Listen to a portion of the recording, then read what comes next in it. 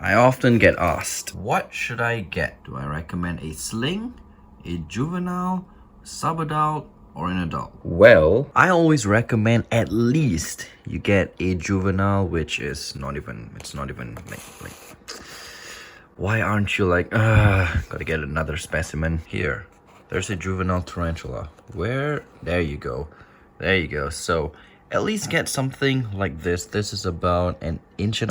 Now the reason I would suggest you get something around this size is because they are already at a stage where they are more hardy and they are just more sturdy in general. If you have the money, you can always get a subadult, something like this. So this is my Choco Goldeny. It's not a fully grown adult, it is a subadult. If you want, it's even better if you get a fully grown adult like this Grammostola pulchra over here. Now there are pros and cons to all the life stages, which I will go through right now. If you don't have the budget or you just want to get a sling, yes, don't get me wrong, slings are very rewarding. You get them as a tiny sling, like a little baby spider, and they grow up into a huge adult. It's very rewarding to see the whole process, and alright, you feel really good because you managed to raise this tiny little tarantula up to a huge one. Like for example, this right here is a Nundochromatus, and you can see it's really small, right?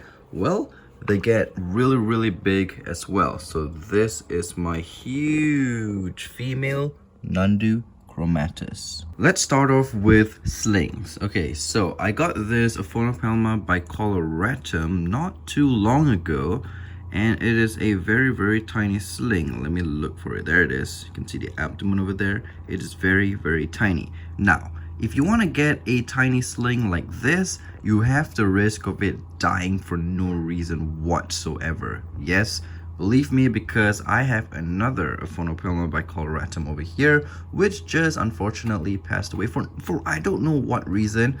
They're both like, look at this. They both have the same amount of substrate. The substrate is the same, slightly damp. It has the same amount of holes, the same enclosure, but so happened this one, don't get me wrong, okay, 2 days ago, this one was eating like a champ, and today it just decided to death curl and just, like you say, die. Don't get me wrong, slings are great and all, they're super cute and very rewarding, but the downside is they tend to just die for no reason whatsoever. It does not always happen, obviously, but it can happen, and yeah, it's something to take into consideration. And what sucks is I paid 90 bucks for this. Call me crazy, but Aphonopelmas are pretty expensive over here. The cheapest is the Simani, but still pretty pricey. So yeah, that's one cons of having a sling as a beginner. They can, even if you have like the perfect enclosure size, substrate, everything perfect,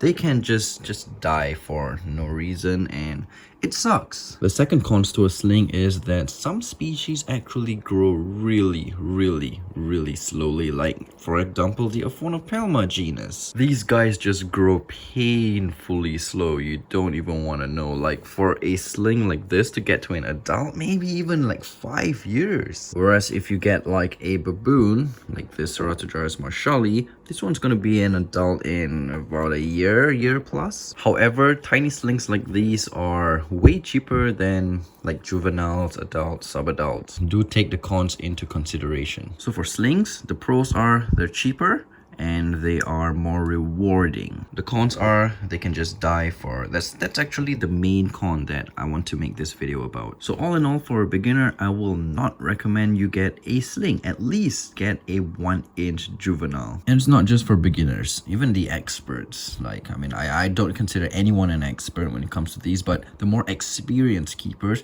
they also like experience stuff like this. Now don't get me wrong, okay, I'm not trying to diss all the slings. As a matter of fact, I think about 70%, almost, yeah, 70+% of my tarantulas that I have that you see are super big, I bought them as tiny slings. Like my Acanthus geniculata over here. She was a super tiny sling, and now she is a big majestic girl. But in the process of all these, of course, I had some slings that died for no reason whatsoever. So yeah, feel free to get a sling if you want, but as for me, I will not really recommend it. But if you want to take the risk, go for it. I mean, there's always, I based on what I had, I would say maybe about 10% of your slings will probably die off and 90% will grow. It's the same in the wild, not just in captivity. In the wild, they die as well. So that's it for the tiny slings. I do have a lot of slings in here as well. But now let's move on to the juvenile tarantulas. I would highly recommend you guys get a juvenile tarantula as a first tarantula, because for one, they've kind of already like past that vulnerable stage, and at this point they are way hardier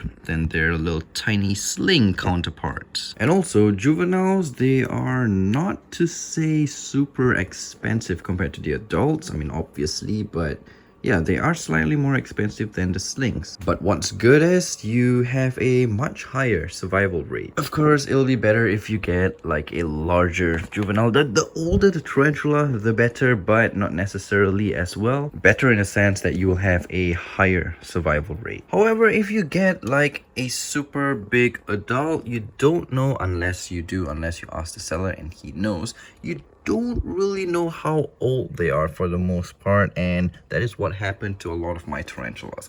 I bought like big females, like fully grown adult females, matured females, and then they die of old age. That can happen, so bear that in mind. I would recommend, if you want a tarantula to be with you for a long time, get a juvenile. That's like you get the best of both worlds. You get to see it grow, which is very rewarding, and you get a long-lived tarantula. And of course, no random dyings. I mean, some actually do die randomly, but way less than slings. After juveniles, we'll move on to the subadults. Now, subadults are also really good, and of course, they have another like a level up of survival rate compared to juveniles.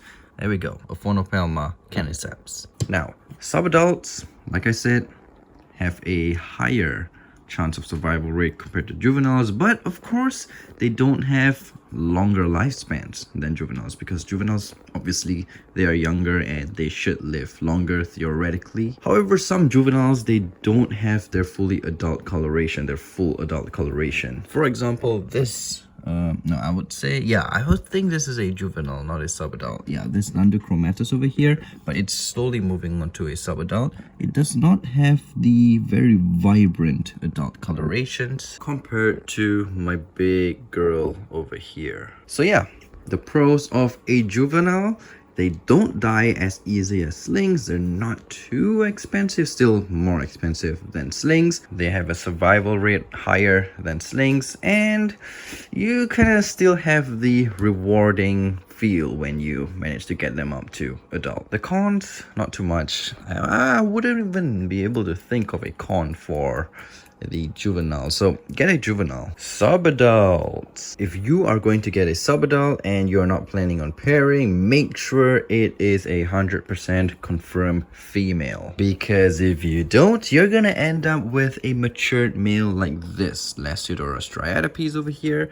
and it's gonna die within a year depending on the species. Now, there are people who sell juveniles and subadult tarantulas who are unsexed, and personally, I don't trust them. Oh, hello, Arizona Blonde. And the reason I don't trust them is because tarantulas, they're very starting to get very easy to sect once they reach 2 inches. And if it's above 2 inches and they sell it as unsexed, a lot of times it's gonna be a male. Because, hear me out, okay? If a female tarantula is able to be sold at a higher price, why would someone sell something unsexed if it's easy to be sexed, and if it's a female, you can sell it up higher? Why would they put it as unsexed? I've had to learn that the hard way.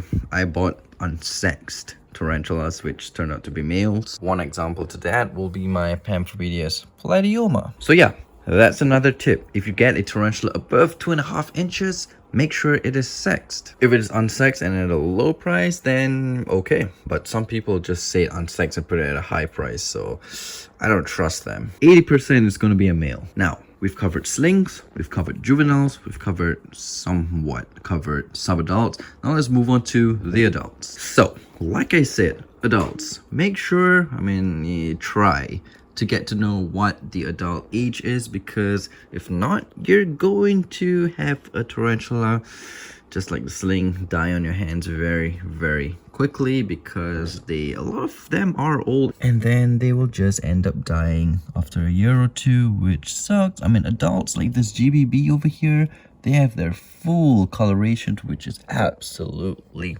beautiful.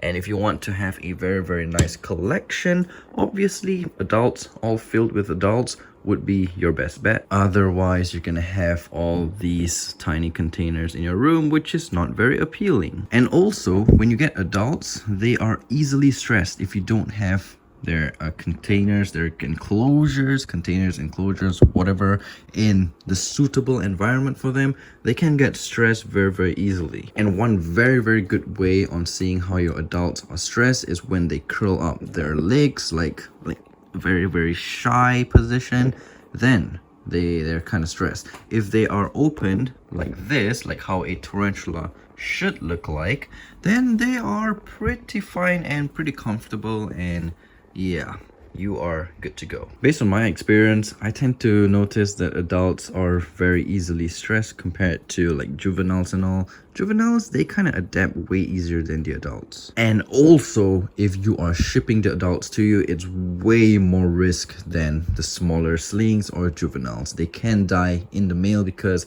adults, they are way, way more fragile than their little tiny counterparts. So, the pros for the adults, they are beautiful, very, very majestic. They are that main full tarantula package that you hoped for. And the cons are they get stressed easily, and oh yeah, the main cons, they're expensive if they're adult females. Like my adult pulcra over there, oh man, few $100, you don't even want to know. Some adult tarantulas can even go up to a couple of $1,000, which is for a spider. That's kind of steep, man. I could get a good breed German Shepherd for that price, even cheaper. Hi Zena. So yeah, that is my recommendations for you guys. Slings, juveniles, subadults, and adults.